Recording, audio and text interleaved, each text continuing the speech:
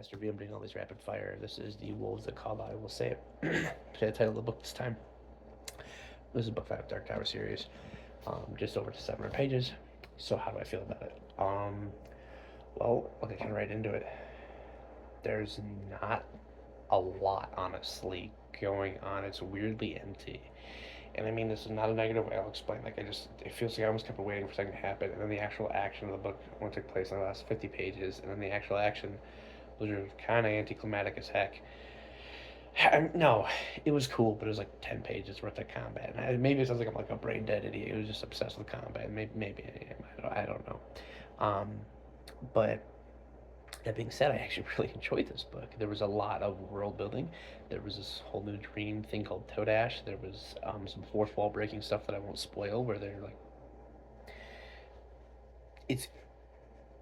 I'll maybe get to the end of the book and I'll do a spoiler warning, but there's just some really cool stuff. There's some dream based stuff. There's a really cool world building. There's another little story that's a couple pages long of a girl who kills people with plates. There's him arming a town, and there's like this classic like good versus evil clash. Um, there's a lot of good stuff going on here. There's a lot of world building. There's a lot of stuff explained. And I think the book actually deserved to be this long. It built on a lot of stuff, a lot of so I'm going to kind of go more in detail on how I feel, and there will be maybe some spoilers coming through. And I try to be better about warning about this. I'm not trying to ruin the experience for anybody. Um, so we talked about Father Callahan from Salem's a lot. He gets an insane amount of backstory. Part of it's pretty graphic. Part of it's pretty cool. Really shapes kind of how you feel about him, because this is stuff you can. It makes sense reading Salem's Lot, but you would never like pieced it from Salem's Lot. And they left his ending very ambiguous, so it's very good, very cool, and he's a very, in my opinion, likable person. There is huge developments with Susanna, especially towards the end of the book. Again, I don't want to spoil. There's also a very powerful artifact that is unveiled. Very cool. There's also a sort of like, not time travel, but something along those lines. That's very interesting that they kind of brought up in here. And it's not time travel. That sounds bad. There's like this way they can travel in certain areas, and I don't want to go more into that, but it's very cool. Um, there's more developments as there might be, like I said, with Susanna, and then also Roland might be having some issues. You, as far as I'm aware, unless I missed it, you get definitive answers of what kind of happened with Roland, Lane, and Cuthbert as friends and stuff like that. So it's a lot of that stuff comes together. There's a lot of world building. There's a lot of there's also just a lot of talking to townspeople, and the characters aren't overly. You know, there's a little bit of a twist, but some of the characters are just not like boring, but it's like they're kind of, you get the vibe. I get the vibe.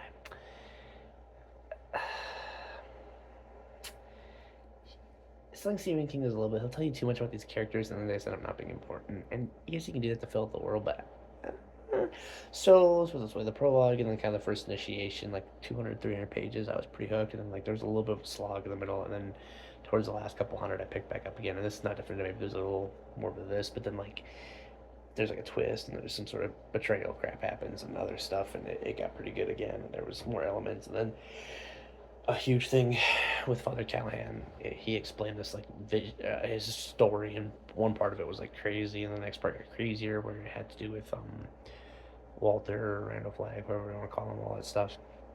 And it was really cool. And it really kind of, it's one of those classic where like, oh, here's an answer and then 10 more questions. I don't go into more spoilers than that. What it has to do, like I said, I try to like give details vaguely where it's like you can kind of, but I'm not actually telling you what happens. So I hope I'm doing that okay. And lastly, there's like I said, a fourth wall break where there's literally a copy of the book Salem's Lot by Stephen King in the end, and it's pretty cool. I thought it was really trippy and kind of interesting, but also I'm not super used to books doing that, so maybe I'm just a little bit of a chud who gets excited when fourth wall breaks. This is technically especially for how big it was, the fastest of these books I've torn into. Because I think I read it a little bit and kind of took a break, but it took me about a week to crack in the Wizard and Glass, and this took me, like I said, this took me actually like 24 hours on my. I'm not even kidding. I just obliterated it. Um, yeah, With it, because within a 24-hour span, I come on a bender. I'm not even being funny. So I read. Well, this isn't really on topic, but I read. So I read probably like 13, 1400 pages in a 24-hour span. I read all of Salem's Lot front to back, and I read all of this in the same day. It might have gone just over 24 hours because I started Salem's Lot last night. Starting this morning, I finished Salem's Lot at like 2, and then read this, and then whatever. Back to the book. I realize I like to ramble on, so apologize. I think it's core stuff that's interesting. Um, I think there's very good developments. I'm a little kind of like, because I feel like they just stopped a lot in their quest and just did irrelevant stuff. However, it's not really how it is because they're helping people and it's their whole jazz and they're gunslingers and this. So you know, and there's a cool like robot dude who's kind of like gives off like Codsworth vibes from Fallout for a second. I don't know how to describe it. So overall, it's pretty cool. There's pretty cool world building. We learn a little bit more about the was it Storm Blast, Storm Thunderclap, and then the Crimson King and some other stuff. And there's some symbols. There's some recurring stuff between the world. There's some stuff tying together. There's some more references to just Salem's Lot and stuff like that. Overall, I'd give it probably an 8. I enjoyed it. It was good. A lot of these Dark Tower books have been flying in the 8 range. Like, they're good. I enjoy them, but they're not amazing. I feel bad. Like, they have a lot of parts that are really good that would almost give me a 9, or like, especially paragraphs where it's like a 9 plus, and they just have hundreds of pages where it's just like slog, and I just every book has that, but and I forgot to mention there's some really cool writing.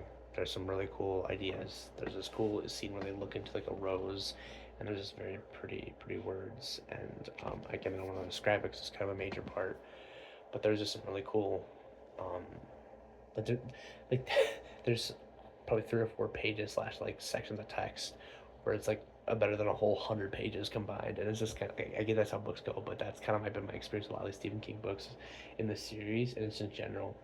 And that's kind of my thoughts. I'm gonna end this video with is just I give a solid 8, but I think that's with Dark Tower and then even The Stand, even Salem's Lot, even any work of Stephen King I have read so far, is it'll be like he has really cool stuff. Like, whoa, he's an awesome writer, and then he'll have like this 100 pages of just weird or boring stuff, and it's just like, dude, I don't care.